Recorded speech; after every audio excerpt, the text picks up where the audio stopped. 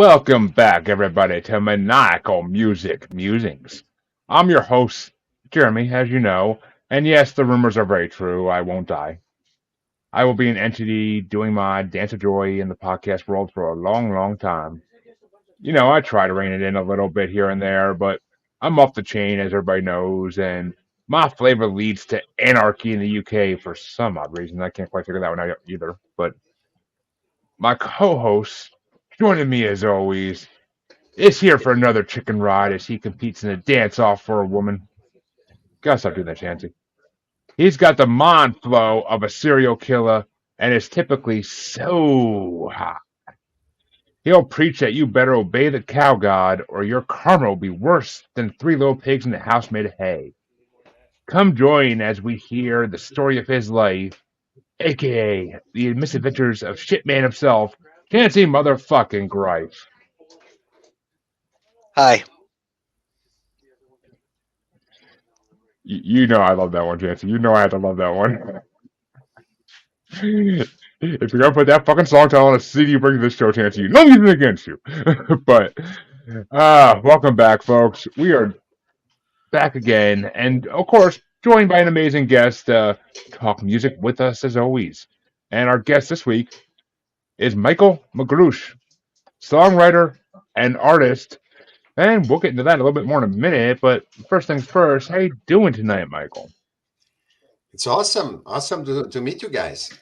It's exciting. I like it because I don't know where we're going, and I love that when we don't know where we're going. Where it's not set up a thing. I like the we can show how we can dance with each other.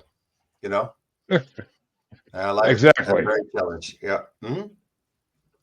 Exactly. And thank you, Nicole. Hey, Nicole. Hey, Harley. Thank you both for watching as always.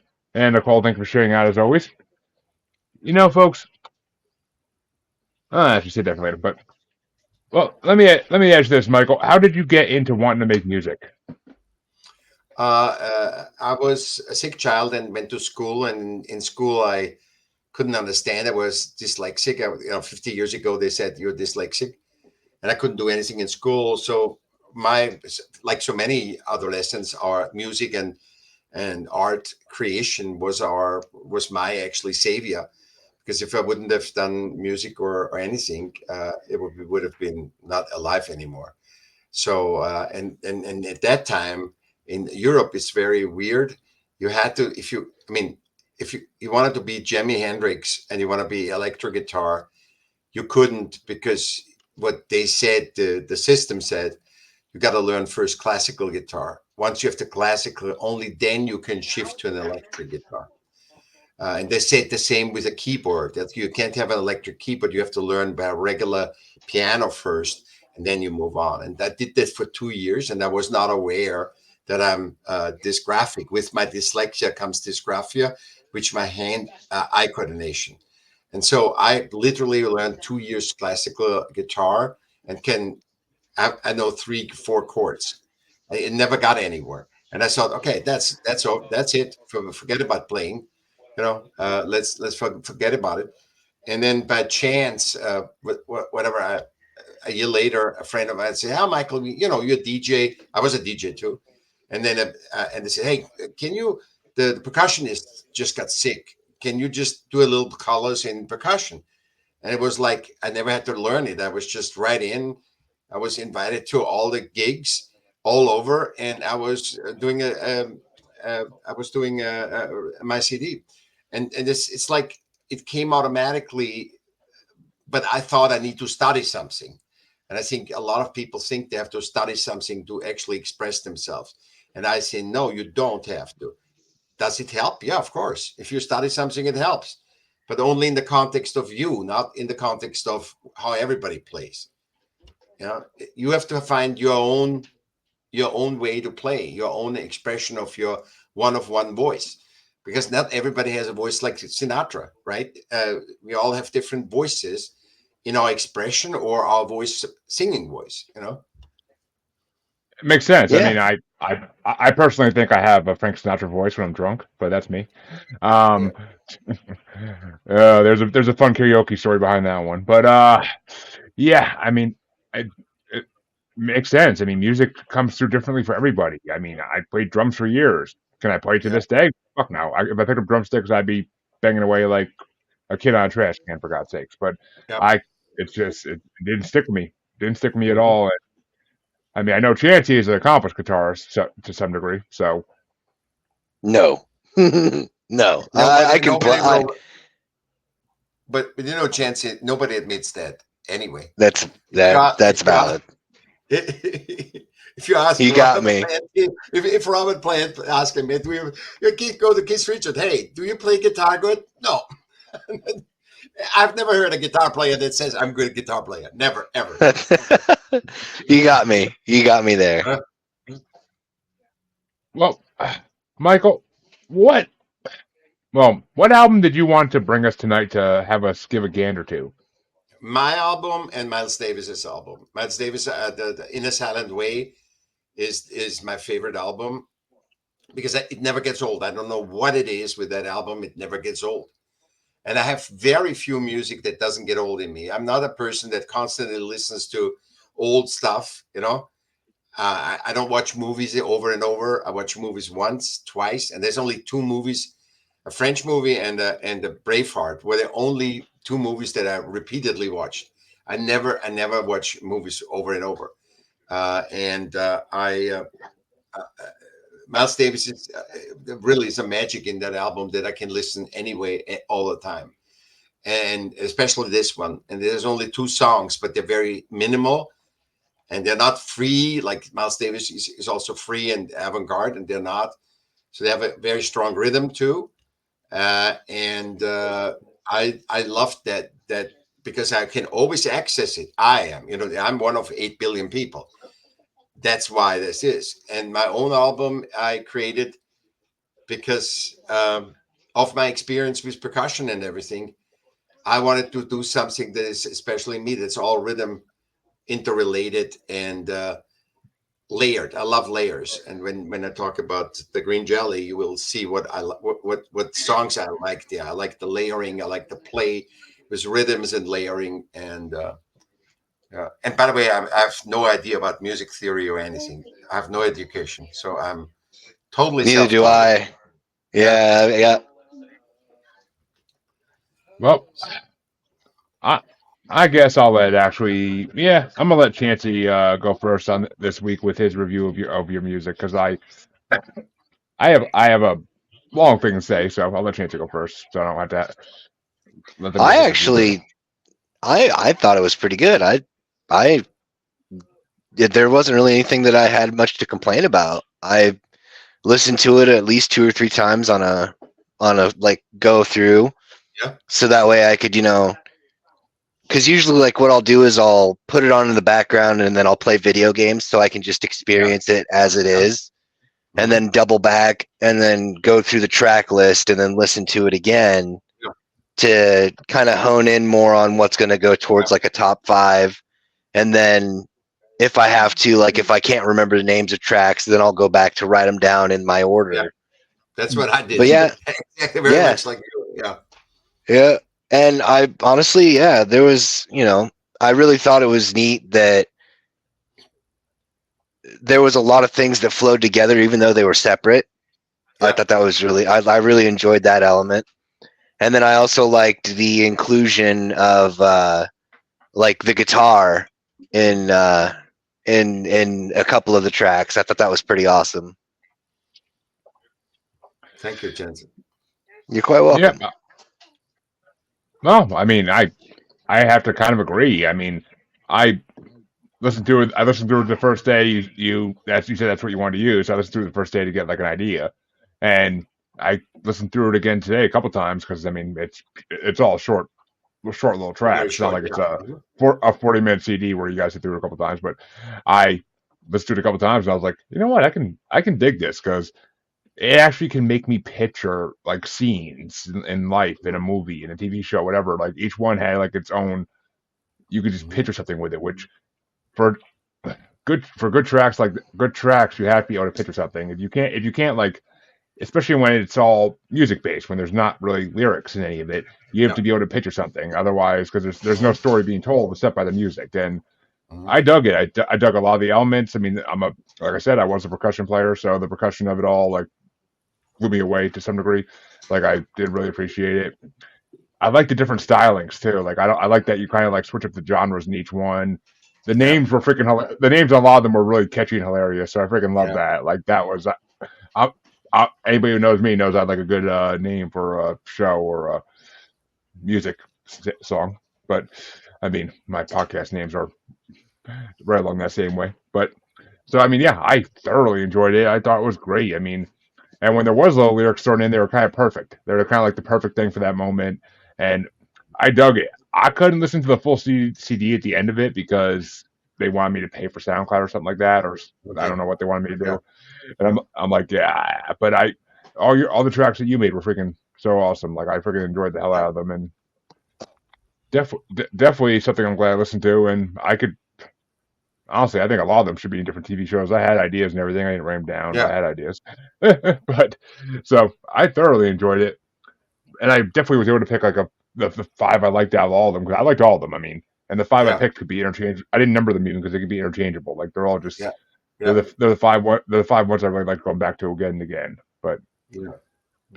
so this is always the question we love asking on this show. What were your top five tracks off your own album? Oh, I don't know. I don't even know. I don't even know what it is. Like I can look. I can look with the. uh, Coal Miner's Trot. I like. Uh, it's so long. It's not long. It's like 10 years. It took me 10 years. 10 years ago, I sent it out. Let me see. Yeah,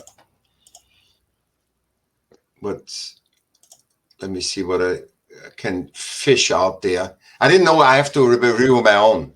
I didn't know that. So that's why, you know.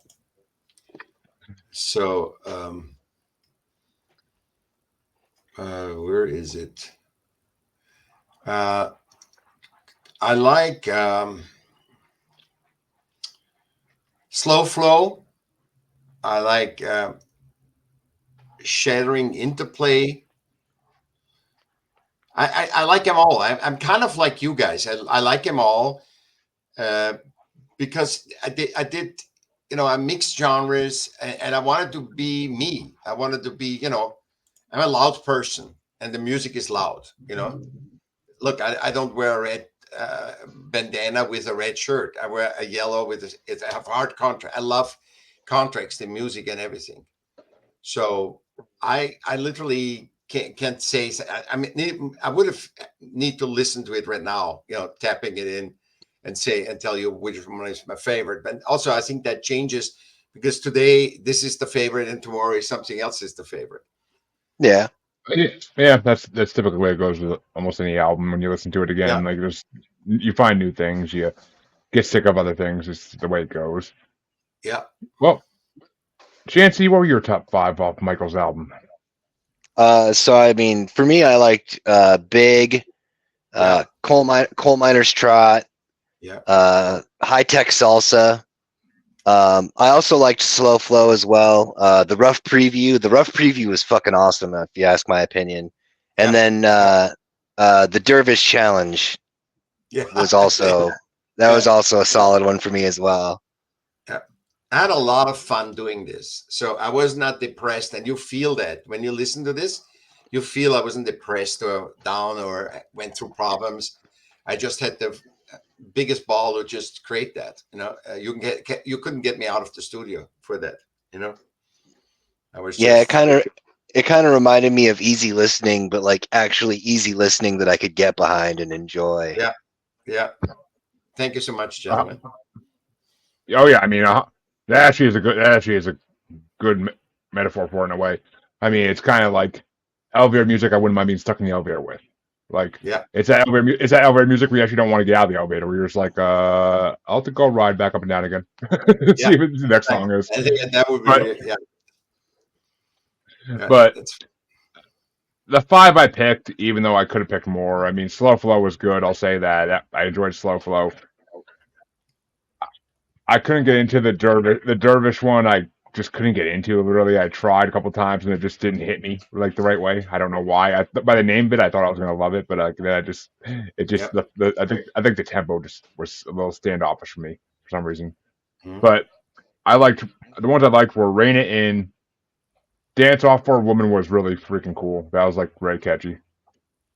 Dance of Joy was also very. I liked the mood in that one. So Mhm. kind of gave me like a stick sing for the day like vibe.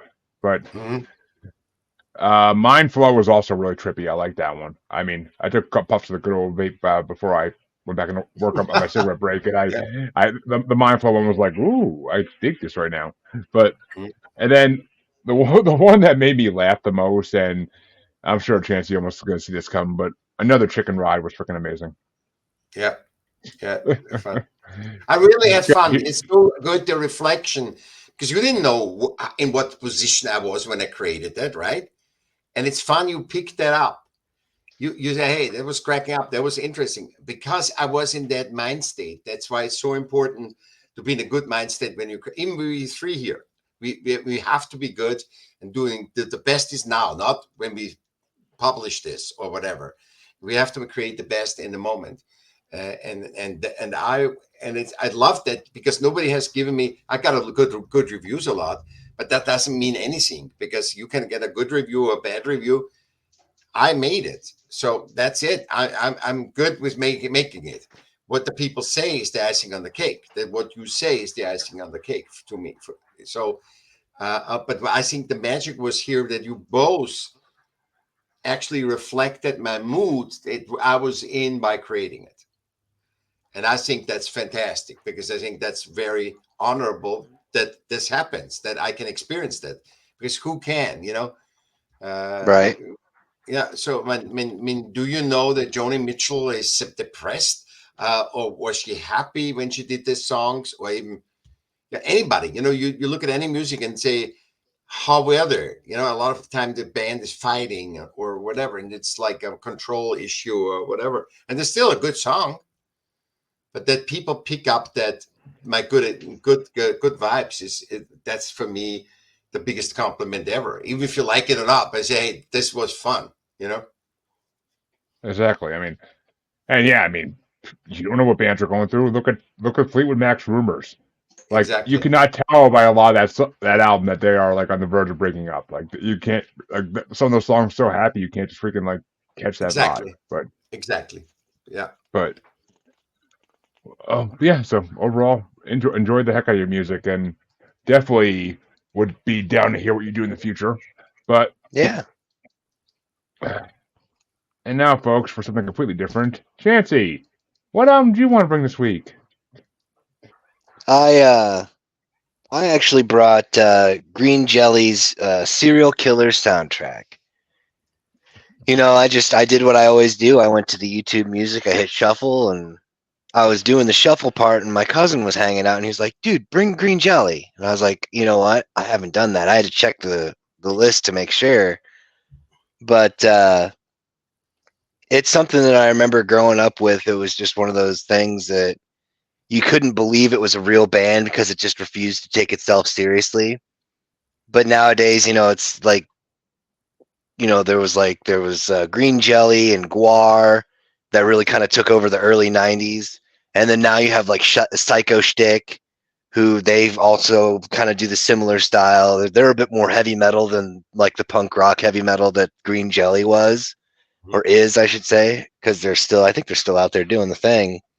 But I just love how it's just satirical. It's just a giant joke. Mhm. When I listened to it, I was like kind of lost at first. That's it. What the hell is that? And not that it wasn't. I accept every music as music, an expression of a human. So I said that's funny. Oh my god, yeah. And then I heard the obey two. What is I think what is the thing obey? Oh, I can't remember the original. obey the cow god. Yeah, and I love that. Very punky, very punky. So I almost thought that was an English band. Is that an English? I don't know. I don't know anything about the band. So the riff that they were doing in Obey the Cow God was a lot of it was the Ace of Spades by Motorhead. Uh-huh. So they were kind of covering that, doing a punk rock version of that, and then made a song about a cow god and the life that would be like if the whole world obeyed a sacred cow god. Yeah. And then the Three Little Pig, I felt like it was like I am Iron Man. Da da da da da. I think they tweaked the octave for the tweaked it, and it reminded me totally. But you can, I'm Iron Man. You can. That it's such an archetypal piece of music. You can, if you get inspired by it, you always hear the I'm Iron Man. I always heard Yeah. that. And actually, in the next one too, in the Serial Killer, Oh again, yeah, yeah. the little kid, very much like Iron Man. So, and my favorite was tripping to on XTC because I like the mashup in it. The mashed up. Yeah. There was a great mashup mixer. I love when my brain tries to figure out. I know that. Where I don't know that for. My brain is trying to figure out. Yeah, and it's turned on. You make a mashup that is not worthy. You're not listening. But if that was a good mashup, I was happy with that. Yeah. Well, Chancy, when you told me you're bringing green jelly, I think I literally respond to you with a yes, Yeah, because you're like, I oh fucking yeah. because I mean, compared to other things you brought, green jelly is a fucking saving grace because green jelly is. I saw them live when they opened for ICP back in like 2017, 18, somewhere around there. 2019, maybe even. Nah, it had to be 2017, 18. But I mean, I knew Three Little Pigs, but I never really got into Green Jelly before that. But once I saw them live, it was such a fun moshing, lead singer stripping experience that I had to look more into this band because they're just they're so unique. And anybody who watches our show knows, just like Chancy, I like unique bands that have special sticks to them. So, and Green Jelly is right up there. I mean, Three Little Pigs is a fucking classic. So, I mean, when I saw this album, I knew that's when Three Little Pigs was on. I was like, fuck yeah, let's do this shit. But I'm kind of dying to hear, Chancy. What are your top 5 songs? Because I gotta fucking compare notes here. So my number 5 was Flight of the Skajaquada. And number 4 was Obey the Cow God. Actually, number 3 and number 4 they were pretty close, like neck and neck. Because you know how much it takes a lot for a cover to really kind of win me over. But the way they covered Anarchy in the UK, I put that in my number 3 slot. Mm-hmm. And for number 2 is Serial Killer, just because of the fact that it's an entire thing about just different types of cereals. It's just I mean, it's really creative, and it's also interesting because it's a play on words. But my all-time number 1's always going to be Three Little Pigs because of the claymation video from when I was a child, and that nostalgia factor will always kind of hold true. I love Tripping on Ecstasy. That was a good one. The Green Jelly theme song it's always a winner. I could have just tagged the entire album and brought it on, but I was like, no, I'm going to keep it at 5 on this one. It's funny because the Green Jelly theme song is what they end their set with. Always, yeah. Yeah, it's funny. I mean, there's not many other bands out there that tell you to shout they suck. So, Except for Primus. Well, yeah, maybe, but Primus. I feel like Primus and Green Jelly are in the same like circle, kind of in a way. But, and I believe you gave your top 5 already, right, Michael? If I'm not mistaken. Yep. Yeah. Okay. Well, I did have 2 honorable mentions in this because I fucking had to, and my first honorable mention was "Obey the Cow God" because it is a freaking amazing song, and I had to put it somewhere on the list.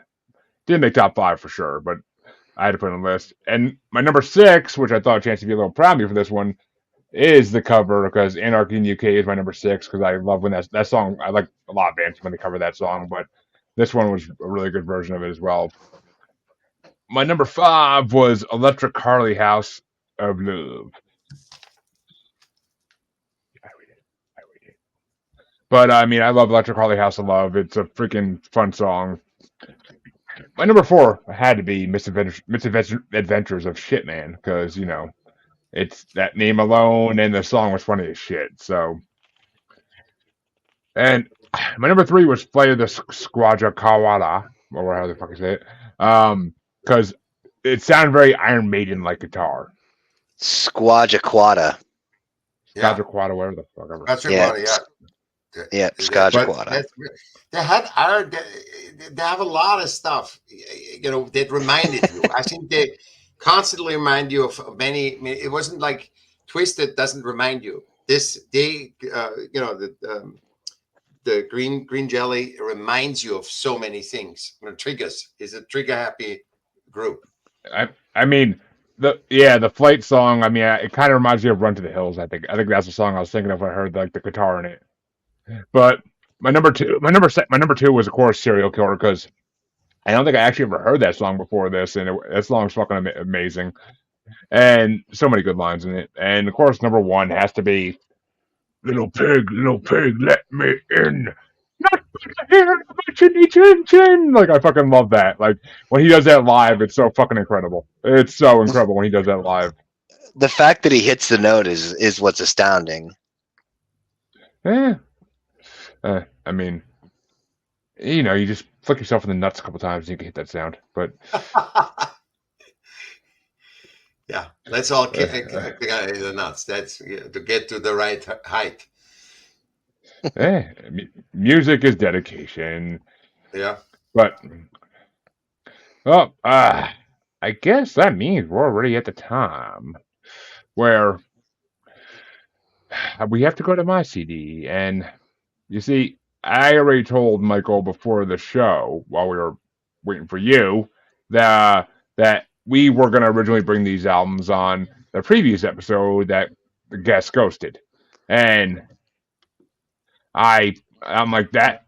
This album I kind of did because the album that I guess was going to bring. But then I'm like, you know what? This is the album that almost anybody that enjoys music can enjoy because it's just a freaking well done album. And it's funny, Chancey, because you already heard the second part of this dual release many like a year ago. It was a remix to remastered version, but you heard it. But this album, Twiztid's Man's Myth, was one of the first Twiztid CDs I really got into, and this was the rap side of it. The other CD was the rock side. But Man's Myth is just the whole CD is just there's not one song in there that I can't listen to like any day of the week, like if it comes on. I'm not gonna skip over any of them because they're all pretty damn amazing songs. They're all well done, and I think they all have I think they all have some important lessons to them. So they're kind of just commenting on human nature, which I freaking love, and the way they do it is great. It really is. But and there's another special reason I wanted to bring it, but wait to my top five for that because I like to fuck with Chancy. But Michael, what did you think of Twiztid? I think it was good. It was good. It was unique. Well, I must say the green jelly and the Twiztid were very unique. They weren't just, oh, that sounds like Billie Holiday, or that sounds like whatever. It was their uniqueness. I liked especially the story of our lives, the rhythm. I love how they played the rhythm in there. Uh, um, uh, get it right. I like too. It's like I love how they play with the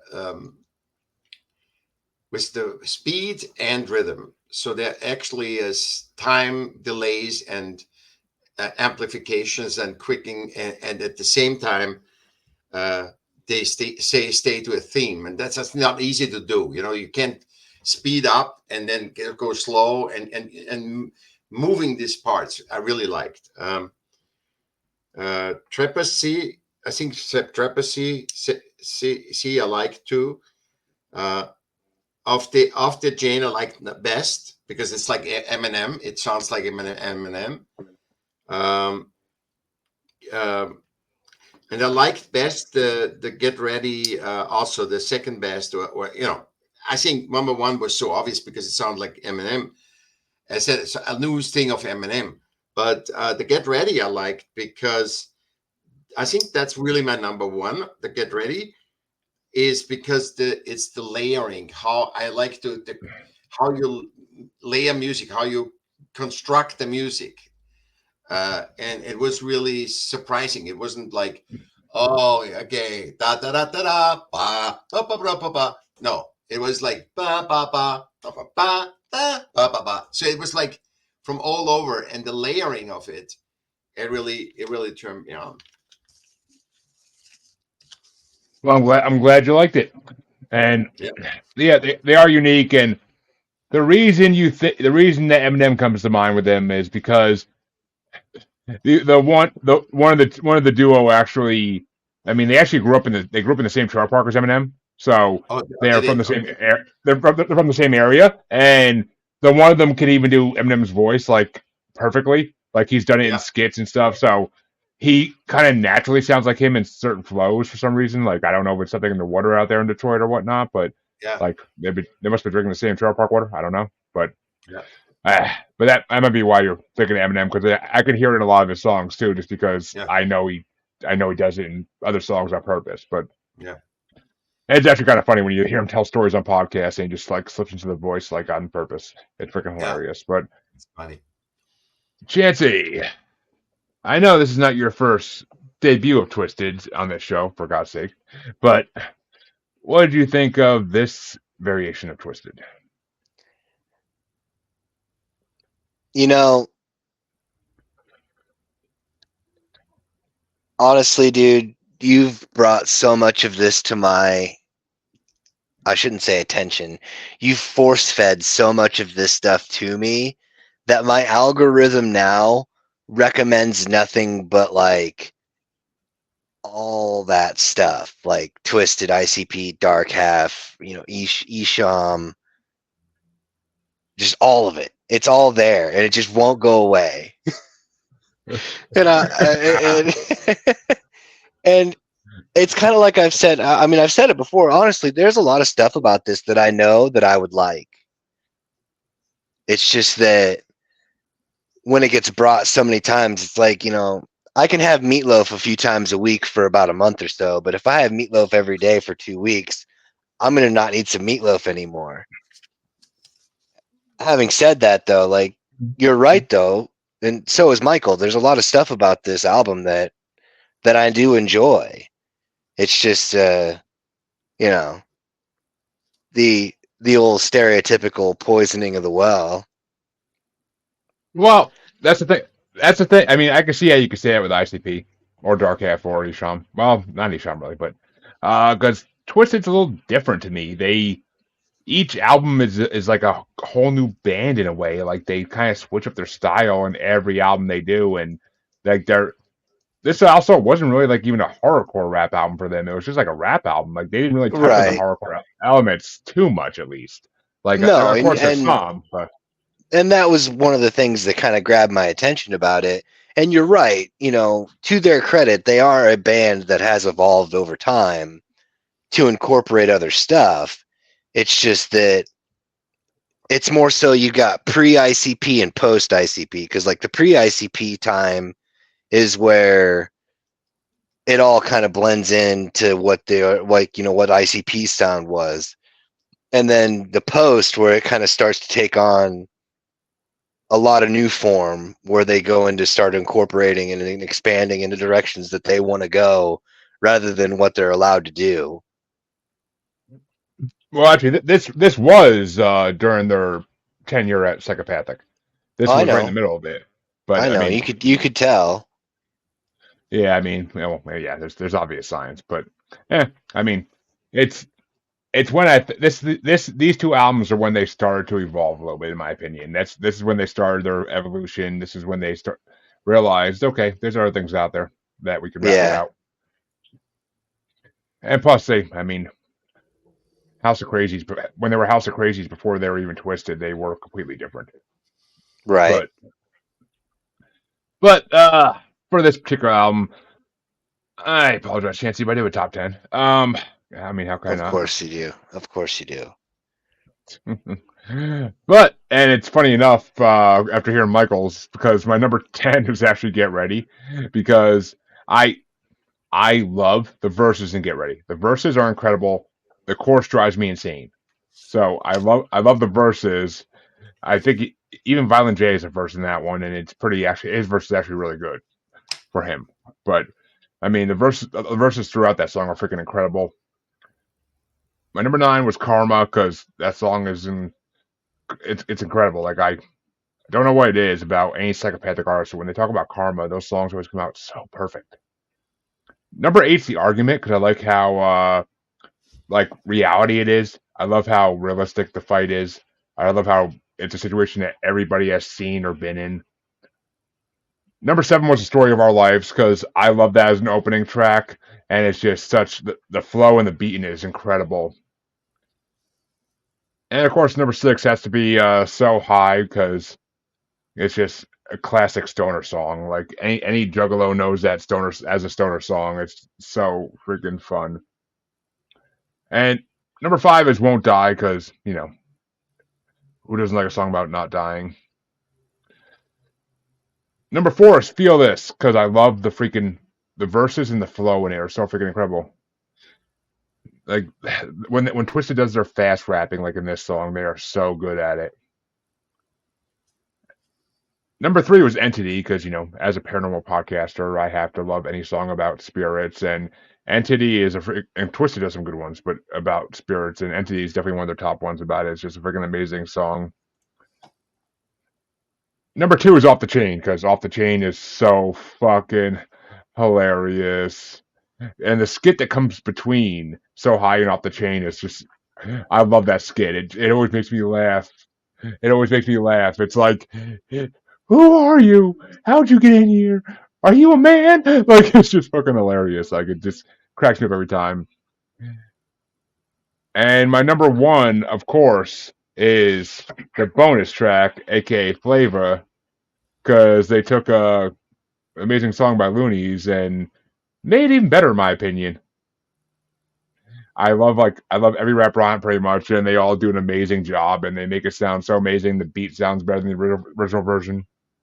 So, and that was probably the reason I wanted to bring this too, is because I've been dying for Chancy to hear this remake for a while. Fair enough. But what were your top 5, Sir Chance-a-Lot? So number 5 for me was Controversy. Number 4 was Introduction.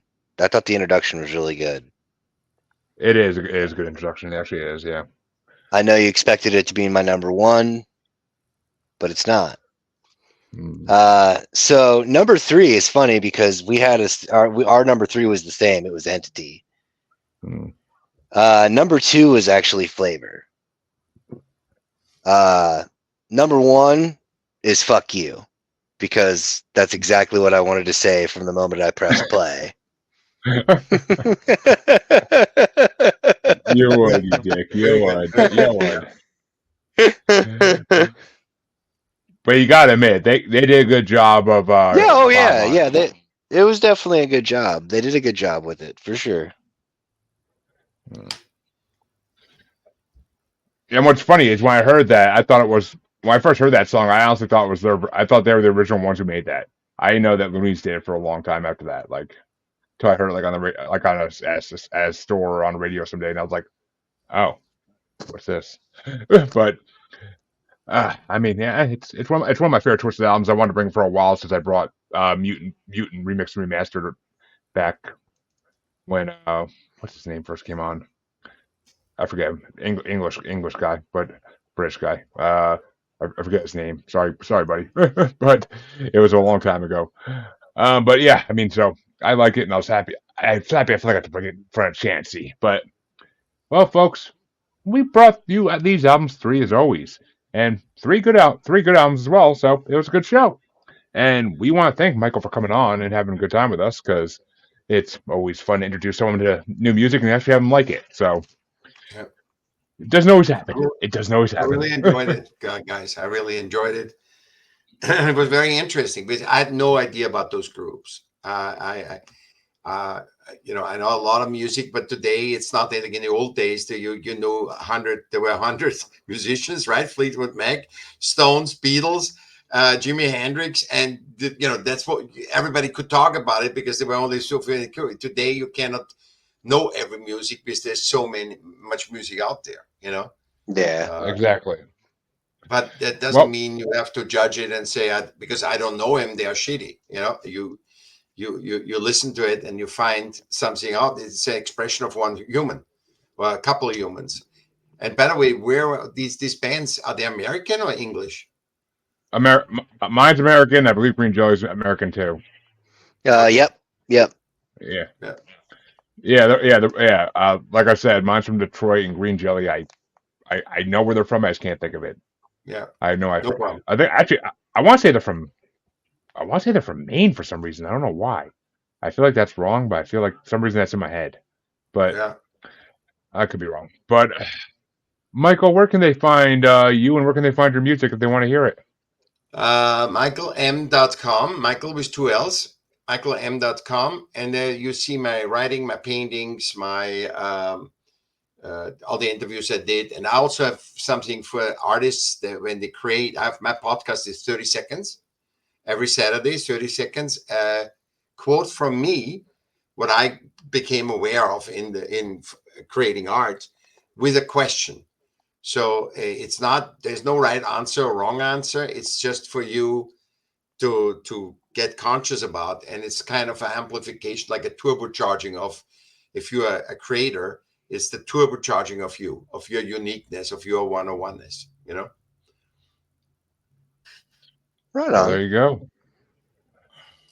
And Chancy, where can they find you besides the Void keeping In the heaven, NTD besides company? in heaven, Jancy. Well, Instagram and TikTok is the Red Eye Roundtable, and X is Red Eye Table, and the Scavenger Hunt still is on. That's my first name on Facebook, if you can find me.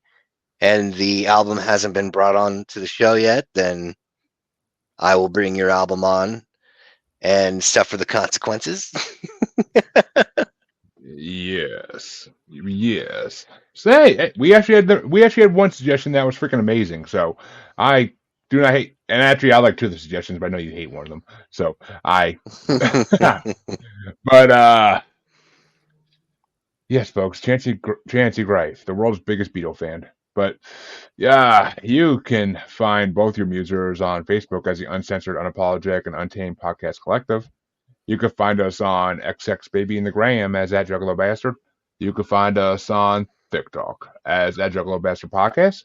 And you can find us on YouTube where we're streaming now as Maniacal Music Musings. Or, we're also members of the Parapost Network and we're also members of the Blind Knowledge Network because, you know, all knowledge is blind until you feel this. Have a good night, everybody.